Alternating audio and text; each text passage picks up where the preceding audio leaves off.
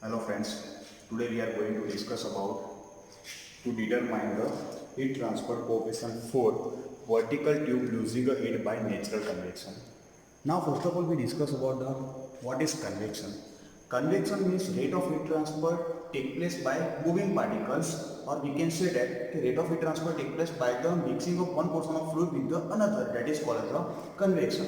There are two types of convection, natural convection and forced convection. So we discuss about the natural convection. Natural convection means the rate of heat transfer takes place by the moving particle without any external device, that is called the natural convection. If you consider forced convection, so we require any external device to transfer the heat. Okay, now first of all we discuss about the natural convection apparatus. So first of all, the natural convection apparatus, which is consists of the one rectangular duct is there.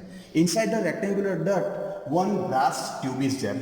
That brass tube, one end of the brass tube, one heater is there, and then after another end is open to the surrounding. So we can say that heat is transferred that one end to another end, that is called conduction, and then after heat is loose at the end of the that brass tube, that is called the convection. Now we just discovered about what is the function of voltmeter, which indicate the voltage, then after function of the temperature indicator, which indicate the temperature, then after ammeter, which indicate the current, and then after the function of the dimmer state, which is increasing and decreasing the voltage as well as current. Then after, now first of all we just consist of that brass tube is consists of the 7 thermocouple on the surface of the brass.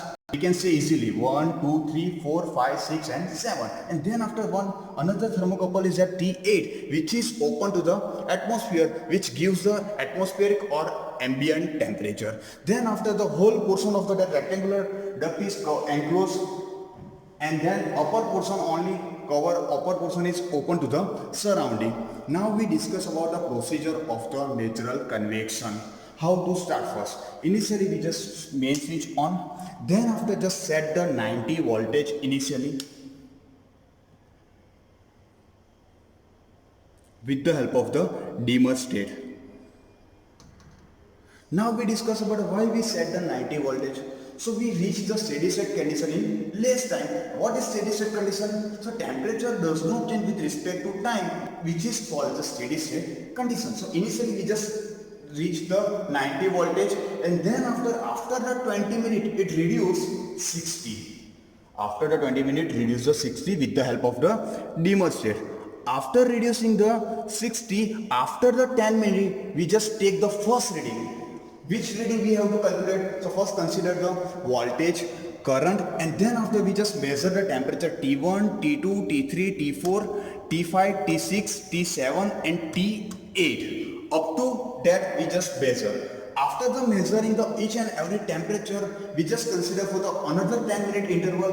Up to that we achieve the steady state condition, or we can say we reach the steady state condition. If we reach the steady state condition, it means our last reading is our final reading, and using that reading we just calculation will be started. Now we discuss about the how to start the calculation. First of all we discuss about the observation table. In observation table, input voltage which is fixed 60 voltage, then after current will be considered 0.48 and 0.45 will be considered. Then after here first thermocouple location which indicated T1, T2, T3, T4, 5, 6, 7 and 8, which is T1 to T7 which indicate the surface temperature of the brass tube, and T8 it means atmospheric temperature. Now first here indicated 10 is indicated 10 minute reading, 20 minute, 30 minute, 40 minute, 50 minute, up to which we reach the steady state condition. Whenever we reach the steady state condition, our last reading will be find out. After the finding out that last reading, we just calculation will be started. So first of all, how to start the calculation? So in calculation, one equation is there, H is equal to Q by A Ts minus Ta, which indicate the Newton's law of cooling. Now Newton's law of cooling is what? The rate of heat transfer directly proportional to area into temperature difference in the direction of heat flow. It's called the Newton's law of cooling. Now we just consider that H means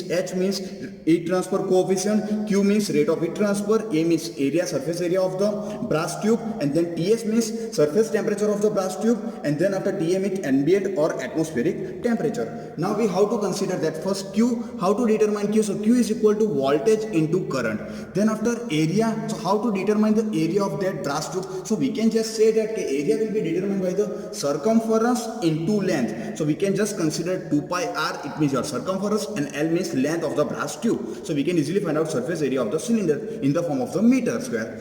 After finding out the area and rate of heat transfer, TS means surface temperature of the dead tube is there. The surface temperature of the dead tube having a 7 thermocouple, but we require only one. So how it consider? We just consider the average of that. All 7 will be considered. After divide by 7, we just find out the average surface temperature, and the T8 it is also called as a ambient temperature. After putting each and every value, we just find out the value of the heat transfer coefficient.